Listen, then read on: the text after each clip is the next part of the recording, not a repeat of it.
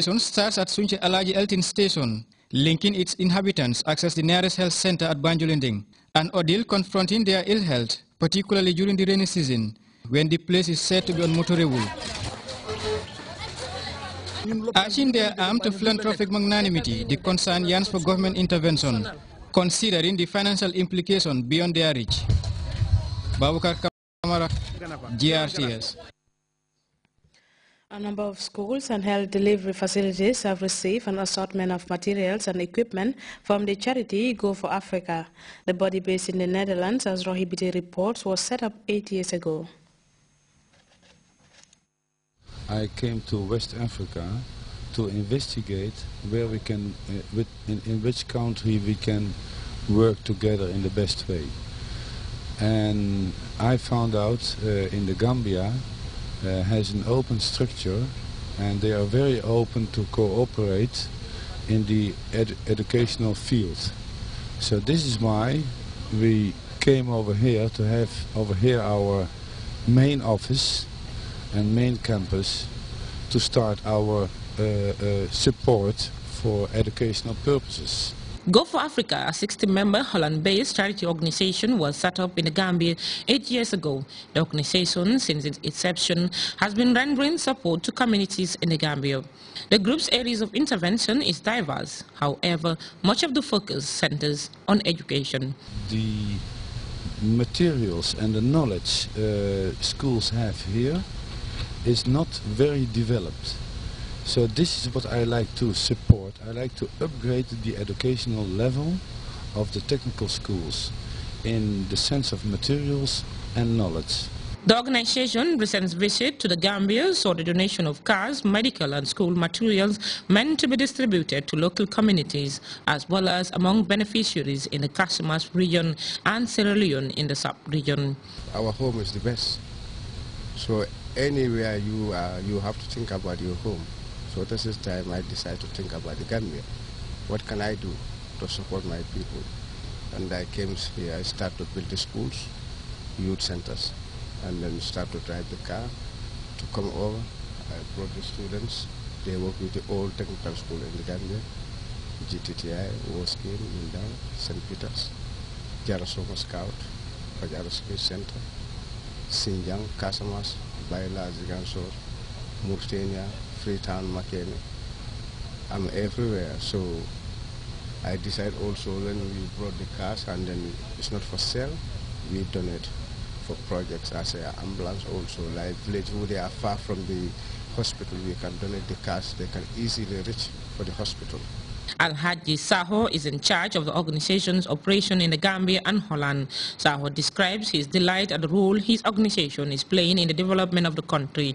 This, he said, is what motivated him to be part of the organization for the betterment of his community. We are the one who have to support our country. Only Gambian we can develop our own home.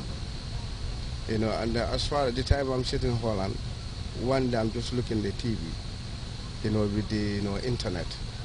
I hear from the Grts, the president make the door open for every Gambian. If you like to do something, come over. This is our home. From that day I start this project. That's why I'm thanking our president. Because if you look Gambia before, if you don't travel, you never know.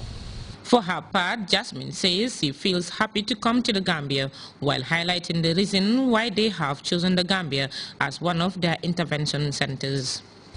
We would like to help the Gambians here today and for 7 weeks with education and with cars and with stuff we've brought with us from Holland. The move championed by these philanthropies will not only help strengthen the educational system of the Gambia, but as well complement the ideals of government in its drive to meeting the Millennium Development Goals. Rohibiti, GRTS News. The Sting Corner Road will be closed to traffic on 3rd March 2014 until further notice to allow workmen to complete the remaining swampy area. A news release from the National Roads Authority reveals that a detour along the Joswang and Bakau Road will be posted. Motorists, the dispatch ads, are therefore advised to reduce speed, drive cautiously and obey all traffic control signs and barricades enforcing the closure.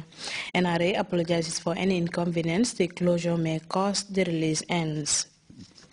Management Development Institute is 86% compliant with GPPA procurement procedures.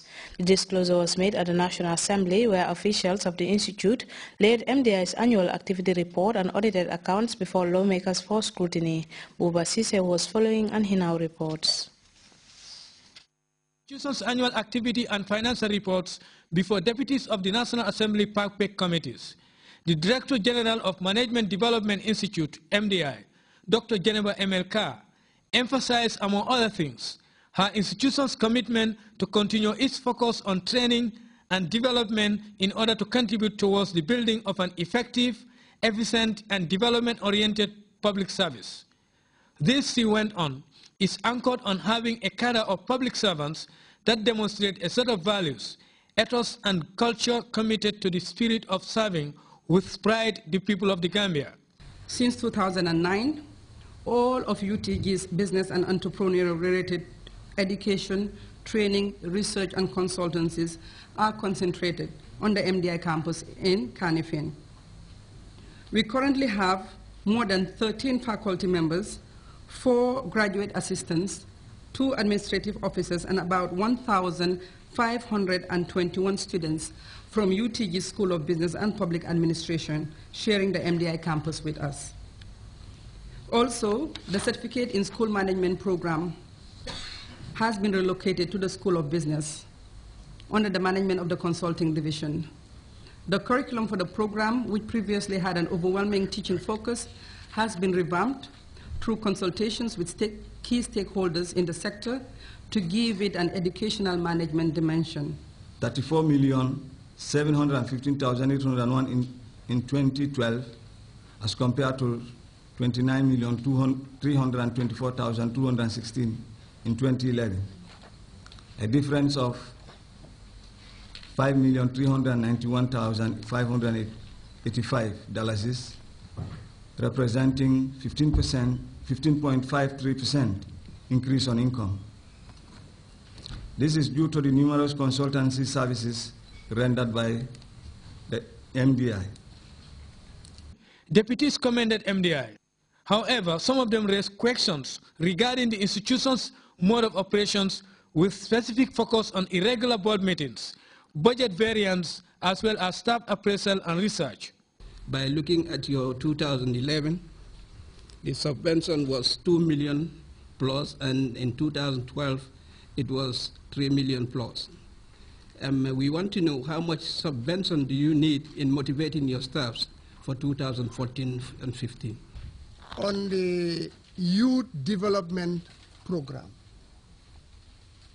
and with your permission, Honorable Chair, I read that paragraph of the conclusion, which said it would be possible. What do they think would help them to make sure that is possible? Because they are saying they will attempt to. Alhaitamu A.S. Njai, the subject matter specialist. I wouldn't have worried if I had seen commensurate growth in other areas. But course fees have actually declined by 2.4% in the absolute figure of $424,723. Other course fees have even shown greater decline, 80% decline in the income, from 2.18 million in 2011 to 11.9 million, 446% growth in 1 year alone. Well, it's nice to have 11 million in your pocket, nobody would say no, but I'm worried at what price? There's no free lunch. At what price? We have seen from the accounting statements that maybe at the expense of some useful courses that could have been done, which could not have been mounted. That's just one possibility. Maybe management spent too much time running after consultancies, drawing up consultancy proposals, rather than designing courses that they could have marketed and research programs that would have paid.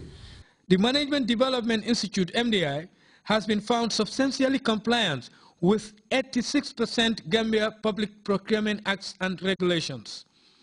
MDI, as a training institution in the country, has been in existence for more than 30 years, offering professional and diploma courses, and of recent,